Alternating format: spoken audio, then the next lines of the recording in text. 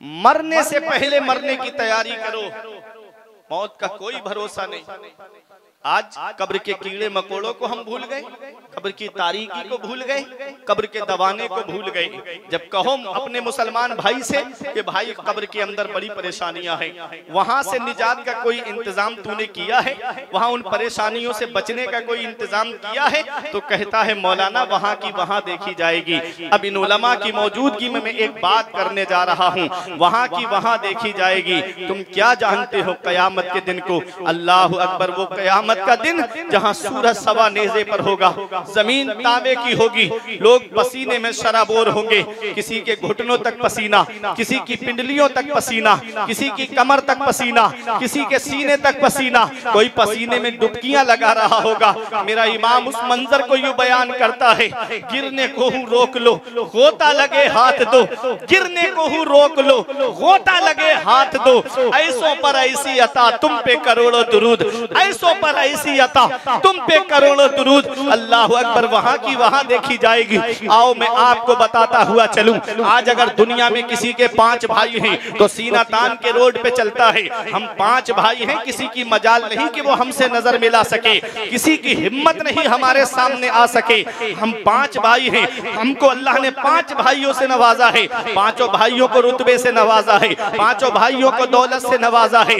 आज अगर किसी के 5 भाई हैं तो वो 5 भाई दुनिया में फख्र महसूस करते हैं। मैदान क़यामत को याद करो, मैदान हश्र को याद करो। आज इंसान दुनिया में किस पे नाज करता है? आज इंसान दुनिया में या तो अपने भाइयों पे नाज करता है, या अपने बाप पे नाज करता है, या अपनी माँ पे नाज करता है, या अपने बेटे पे नाज करता है, औलाद पे नाज करता है, या अपनी बीवी पे नाज करता है। लेकिन आओ जरा देखो, मैं कुरान की रोशनी में आपको बताऊं, जो कहते हैं कि वहां की वहां देखी जाएगी। आओ देखो कयामत के दिन वो भाई जो अपने भाई के लिए लड़ने के लिए तैयार हो जाता है, वो भाई जिसके भाई से अगर कुछ कह दिया जाए तो वो उसके सामने सीना सिपर हो जाता है और लड़ने के लिए तैयार हो जाता है। तेरी हिम्मत कैसे हुई, तूने मेरे भाई से आंखें मिलाई? लेकिन कयामत के दिन देखो, अल्लाह का कुरान कहता है यौमा यफिरुल मरउ मिन अखी, कयामत का दिन वो दिन होगा जहां सबसे पहले भाई भाई से भागेगा। ये उलमा तशरीफ फरमा है,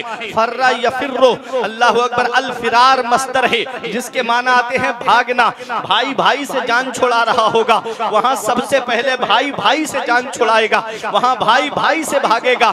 यहाँ दुनिया का हाल तो अलग है, अगर भाई पे कोई परेशानी आती है तो भाई उसके आगे आ जाता है, लेकिन वहां सबसे पहले भाई भाई से दामन छुड़ा रहा है, वहां भाई भाई से भाग रहा है। अल्लाह का कुरान कहता है यौमा यफिरुल मरउ मिन अखी, वहां तो कयामत के दिन भाई भाई से भाग रहा होगा। पहला रिश्ता भाई, भाई ने भाई से दामन छुड़ा लिया। अब और आगे बढ़ो, अब आदमी नाज किस पे करता है?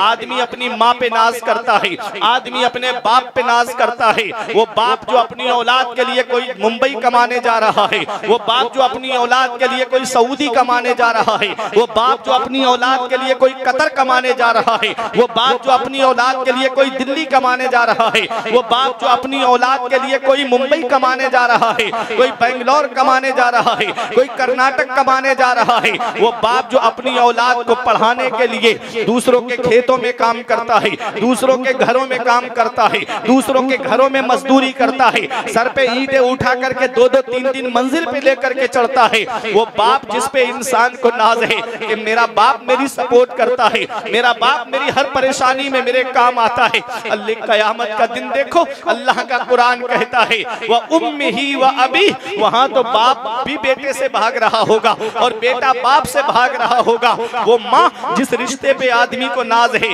वो माँ जो अपनी औलाद के लिए अगर औलाद पेशाब कर देती है तो माँ उसे सूखे में सुलाती है, उस साइड में भी अगर पेशाब कर दे तो माँ खुद गीले में सो जाती है लेकिन अपनी औलाद को सूखे में सुलाती है।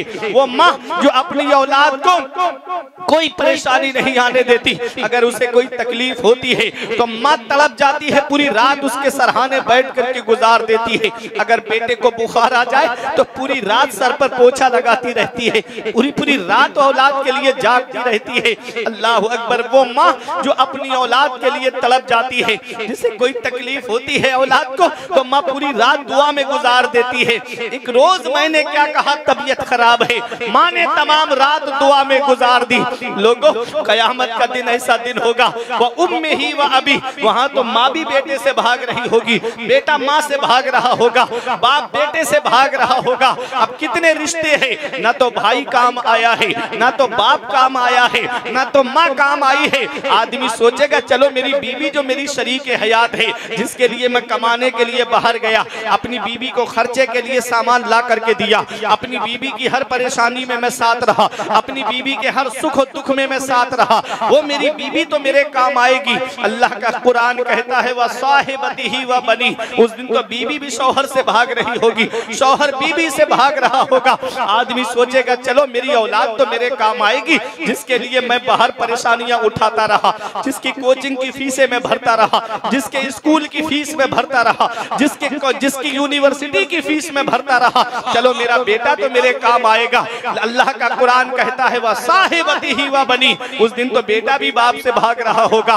बताओ मुझे सलीमपुर पट्टी में रहने वालों, ना तो भाई काम आया है, ना तो बाप काम आया है, ना तो माँ काम आई है, ना तो बीवी काम आई है, ना तो औलाद काम आई है। वो मैदान महशर आदमी परेशान खड़ा हुआ है, सोचेगा चलो मेरे घर वालों ने मेरा साथ छोड़ दिया, मेरे रिश्तेदारों ने साथ छोड़ दिया। अरे जब सगा भाई काम नहीं आया है तो कजिन कैसे काम आएगा, जब सगा काम नहीं आया है तो खलेरे ममेरे फुफेरे भाई कैसे काम आएंगे।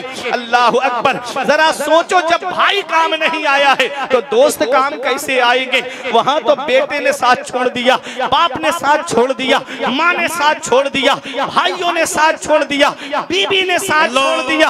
अब परेशान है आदमी, सोचेगा चलो क्या हुआ, मेरे खूनी रिश्तों ने साथ छोड़ दिया, चलो मेरी शरीक हयात ने साथ छोड़ दिया तो क्या हुआ, चलो मैं फरिश्तों से मदद मांग लेता हूँ, चलो मैं फरिश्तों से मदद तलब कर लेता हूँ। अल्लाह का कुरान कहता है यौमा यकूमुर रूह वल मलाइकतु सफ़ा, वहां तो फरिश्ते भी लाइन लगाए खड़े होंगे। वहां तो हजरत जिब्राईल अलैहिस्सलाम जो तमाम फरिश्तों के सरदार है, उनमें भी इतनी हिम्मत नहीं कि रब की बारगाह में कलाम कर सके, उनमें भी इतनी हिम्मत नहीं कि रब की बारगाह में बात कर सके। कांप रहे होंगे फरिश्ते वहां पर। अब बताओ किससे मदद तलब करोगे। आदमी सोचेगा चलो मेरे घर वाले काम नहीं आए, फरिश्तों ने मदद नहीं की, चलो तो हम नबियों से मदद ले लेते हैं। अब आओ हदीस पाक सुनते हुए चलो। आएंगे लोग परेशान और हैरान हजरत आदम अलैहिस्सलाम के पास में, वो हजरत आदम आप अबुल बशर हो, आप अबुल बशर हो, आप हमारी मदद कर दो। आज बड़ी परेशानी का आलम है, सूरज सवा नेज़े पर है, जमीन ताबे की है, गुनाहों का बोझ है, गुनाहों का अंबार है, फिर मने इसिया है, आप हमारी मदद कर दो। हजरत आदम कहेंगे इज़हबू इला गैरी, मेरे अलावा किसी और के पास चले जाओ। हजरत आदम के पास से होकर के हजरत नूह अलैहिस्सलाम के पास आएंगे, कहेंगे ओ हजरत नूह, आपकी कश्ती में जो बैठ जाता है वो किनारे पे पहुंच जाता है, आज आप हमारी मदद कर दो। आप अल्लाह के पैगंबर हो, आप अल्लाह के रसूल हो, आप अल्लाह के नबी हो। हजरत नूह अलैहिस्सलाम कहेंगे इज़हबू इला गैरी, मेरे अलावा किसी और के पास चले जाओ। तमाम लोग दौड़े दौड़े हजरत इब्राहीम अलैहिस्सलाम के पास आएंगे, कहेंगे वो हजरत इब्राहीम अलैहिस्सलाम आप हमारी मदद कर दो। हजरत इब्राहीम अलैहिस्सलाम कहेंगे इज़हबू इला गैरी, मेरे अलावा किसी और के पास चले जाओ। हजरत इस्माईल अलैहिस्सलाम के पास आएंगे, आप हमारी मदद कर दो। हजरत इब्राहीम अलैहिस्सलाम हजरत इस्माईल अलैहिस्सलाम कहेंगे इज़हबू इला गैरी, मेरे अलावा किसी और के पास चले जाओ। हजरत दाऊद कहेंगे इज़हबू इला गैरी, हजरत सुलेमान कहेंगे इज़हबू इला गैरी, हजरत मूसा कहेंगे इज़हबू इला गैरी, हजरत हारून कहेंगे इज़हबू इला गैरी, हजरत ज़करिया कहेंगे इज़हबू इला गैरी, हजरत यहया कहेंगे इज़हबू इला गैरी। जब हजरत ईसा अलैहिस्सलाम के पास पहुंचेंगे, कहेंगे आप हमारी मदद कर दो, तो हजरत ईसा पैगंबर भी कहेंगे इज़हबू इला गैरी। अब बताओ हदीस की रूह से ये दरवाजा भी बंद हो गया, ना तो बेटा काम आया है, ना तो भाई काम आया है, ना तो बीबी काम आई है, ना तो बाप काम आया है, ना तो रिश्तेदार काम आए हैं, ना फरिश्ते मदद को तैयार है, ना नबी मदद को तैयार है। अल्लाह का कुरान कहता है यौमा यक़ूमुर रूह वल मलाइकतु सफ़ा, वहां तो जिब्राइल अलैहिस्सलाम और फरिश्ते सफे बांधे खड़े होंगे, किसी को बात करने की हिम्मत नहीं होगी। इल्ला मन अज़ना, मगर वो जिसे रहमान इजाजत देगा, जिसे मेरा परवरदिगार इजाजत देगा। इजाजत किसे मिलेगी? ऐ सलीमपुर पट्टी में रहने वालों, अपना रिश्ता नबी की बारगाह से मजबूत कर लो। जहां गुनाहों के ढेर की वजह से लोग रो रहे होंगे, परेशानी की आलम में होंगे, किसी के घुटनों तक पसीना, किसी के कमर तक पसीना, कोई पसीने में शराबोर होगा। नबियों ने जवाब दे दिया, फरिश्तों ने जवाब दे दिया, बाप ने जवाब दे दिया, बीवी ने जवाब दे दिया, और उसकी औलाद ने जवाब दे दिया, माँ ने जवाब दे दिया। कोई मदद के लिए तैयार नहीं है, तो कौन है जो हमारे काम आएगा? हम रो रहे थे, आंखों में आंसू थे, गुनाहों का बोझ है, गुनाहों का ढेर है, गुनाहों का अंबार है, कोई हमारी मदद के लिए तैयार नहीं है। इतने में आवाज आएगी, वो हुजूर आ गए। इतने में आवाज आएगी, हुजूर आ गए। और जब नबी आएंगे, इमाम की जुबान में सुनो, हम रो रहे थे, आंखों में आंसू थे, मेरा इमाम कहता है पेशे हक मुस्ता शफात का सुनाते जाएंगे, आप रोते जाएंगे, हमको हंसाते जाएंगे। नारे तकबीर, नारे रिसालत, मसलके आला हजरत अज़मते मुस्तफ़ा अल्लामा फुरकान मंजरी साहब क़िबला और इसे मुक़द्दस नारे तकबीर, नारे रिसालत। माशाअल्लाह, आज की महफिल में अल्लाह का शुक्र है, मोहतरम इरशाद फतेहपुरी साहब क़िबला तशरीफ लाए हुए हैं। अल्लामा फुरकान मंजरी साहब के बाद इंशाअल्लाह उनको सुनेंगे। बहुत अच्छी। बाप काम नहीं आया, भाई काम नहीं आए, बीबी काम नहीं आई, औलाद काम नहीं आई, फरिश्तों ने मदद से इनकार कर दिया। नबियों ने कहा इज़हबू इला गैरी, कोई काम नहीं आया। हम रो रहे थे, आंखों में आंसू थे, आवाज आती है हुजूर आ गए, हुजूर आ गए, हुजूर आ गए। और जब नबी आए तो यूं आए। इमाम ने उसकी तर्जुमानी की है कि पेशे हक मुज्दा शफात का सुनाते जाएंगे, पेशे हक मुज्दा शफात का सुनाते जाएंगे, आप रोते जाएंगे, हमको हंसाते जाएंगे। आप रोते जाएंगे, हमको हंसाते जाएंगे। हम रो रहे थे, आंखों में आंसू, गुनाहों का बोझ, छोटे मोटे गुनाह नहीं थे, पूरा गुनाहों का ढेर था। नबी तशरीफ लाए, आला हजरत पुकार उठे, लो वो आए मुस्कुराते, हम असीरों की तरफ। लो वो आए मुस्कुराते, हम असीरों की तरफ। खिर मने इस यहाँ पे अब बिजली गिराते जाएंगे। ये गुनाहों का ढेर क्या है? खिरमन किसे कहते हैं? आप लोग अल्हम्दुलिल्लाह खेती बाड़ी से जुड़े हुए हैं। अब गेहूं तैयार होने वाला है। जब गेहूं तैयार हो जाएगा, मशीन में खंदवाने से पहले पूरा ढेर जो लगाया जाता है वो खिरमन है। उसमें आग लग जाती तो आदमी कहते हैं उसका पूरा खिरमन जल गया, पूरा खिरमन जल गया। हमारे गुनाहों का ढेर था। आला हजरत कहते हैं हम रो रहे थे, किसी ने हमारा साथ नहीं दिया, कोई हमारी मदद को नहीं आया। हुजूर तशरीफ लाए, लो वो आए मुस्कुराते, हम असीरों की तरफ, क्या कहने, हम असीरों की तरफ। हथकड़ी लगी है। असीर कहा, असीर माने कैदी। कैदी जानते हो आप कैसे कैदी को कैसे लेके जाते? हाथों में हथकड़ी, पैरों में बेड़ी। असीर, कैदी। अगर यहाँ हमारे हिंदुस्तान में सबसे बड़ा दर्जा जो है वो प्रधानमंत्री का, वजीर आजम। अगर किसी आदमी की हथकड़ी लगी हो और वो प्रधानमंत्री का करीबी हो और वो कहें कि किसकी हिम्मत है इसने इसको हथकड़ी लगाई, खोलो, तो खोलने में वक्त लग जाएगा। अब चाबी लेने अंदर जाएगा आदमी थाने में, अंदर तलाश करेगा, वो इत्तेफाक से अगर बाथरूम में हुआ जिसके पास चाबी है तो थोड़ा बहुत वक्त लगेगा, वो जल्दी आएगा, कहेगा क्या बात है, कहाँ की इतनी जल्दी? कहा चाबी दो, वजीर आजम का हुक्म है, जल्दी से उसकी हथकड़ी खोलनी है। ये वजीर आजम, ये कोई ओहदा है? 5-10 मिनट लग गए। ये कोई ओहदा है? ये एक मिसाल से मैं आपको समझा रहा हूं। ये कोई ओहदा है कि ताला खुलने में इतना वक्त लग गया? ऐ लोगों, अपने नबी पे कुर्बान जाओ, अपने नबी को याद करो जो ना भूला आज तक हम गरीबों को रजा। याद उसकी अपनी आदत कीजिए। मेरे आका हुजूर सल्लल्लाहु अलैहि वसल्लम जब तशरीफ लाएंगे तो आला हजरत ने उसकी मंजर कशी यूं की है कि हम रो रहे थे, परेशान थे। आला हजरत कहते हैं टूट जाएंगे गुनाहगारों के फौरन कैदो बंद, टूट जाएंगे गुनाहगारों के फौरन कैदो बंद।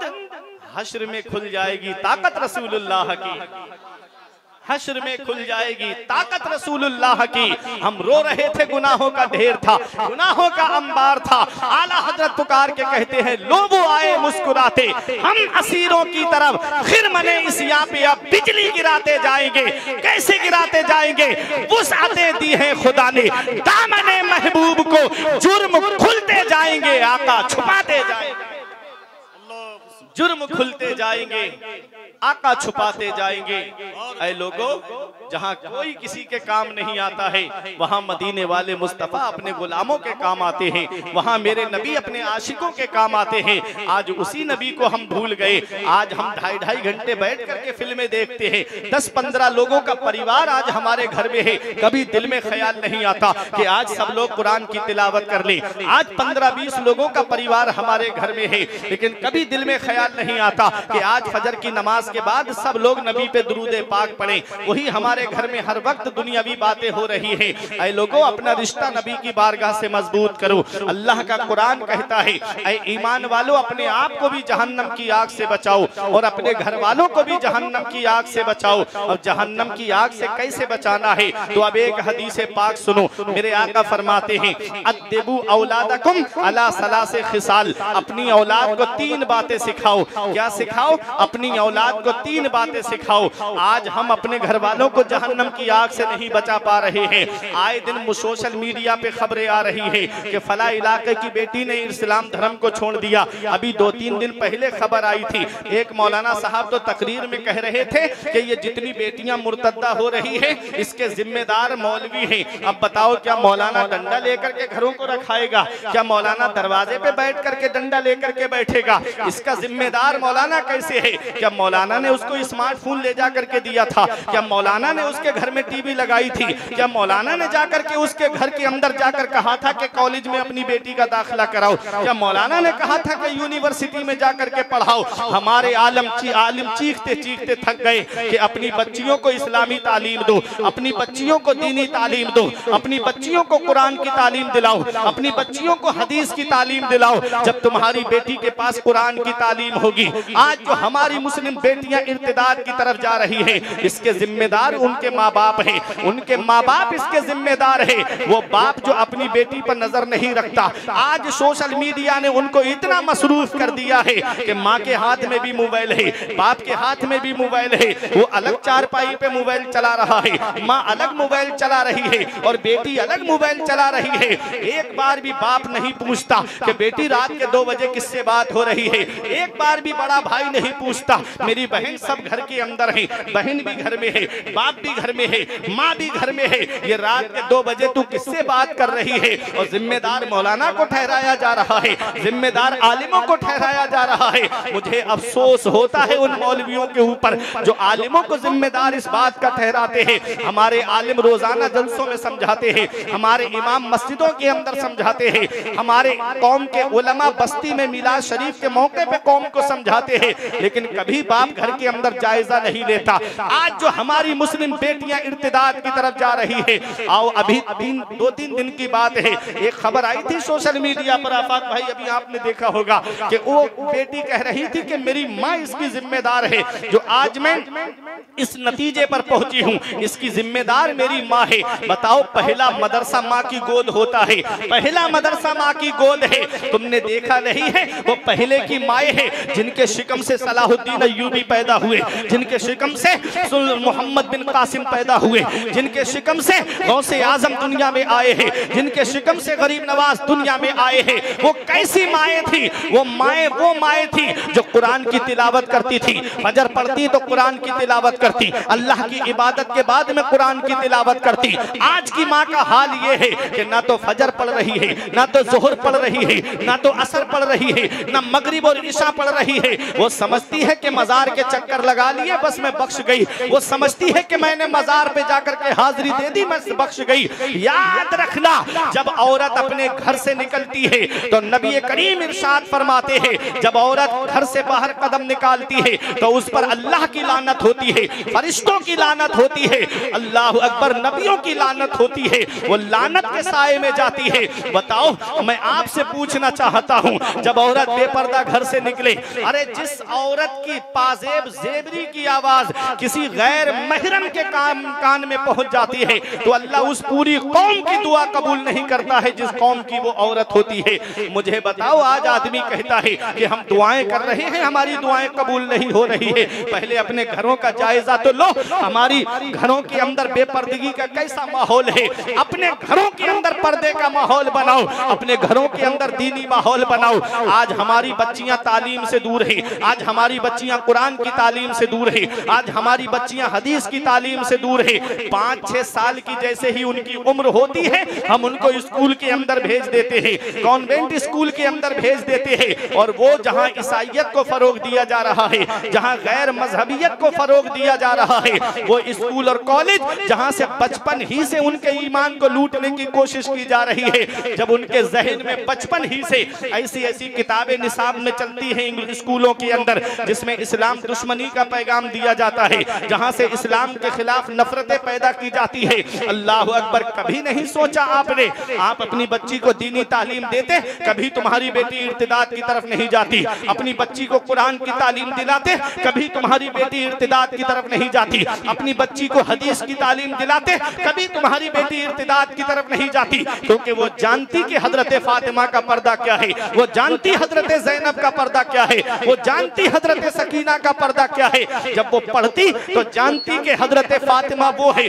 जिन्होंने अपने शौहर को बुला करके ये वसीयत की थी कि जब मेरा इंतकाल हो जाए तो मेरा जनाजा रात के अंधेरे में निकाला जाए। कहा किस लिए? कहा कि जिस फातिमा के सर के बाल को आसमान के चांद और सूरज ने नहीं देखा है, उस फातिमा के जनाजे पर किसी गैर महरम की नजर ना पड़े। आला हजरत बरेली से पुकार के कहते हैं कि जिनका आंचलना देखा महो महर ने, जिनका आंचलना देखा महो महर ने, उस रिदाए नुज़ाहत पे लाखों सलाम। सैयदा जाहिदा तैयबा ताहिरा जाने अहमद की राहत पे लाखों सलाम।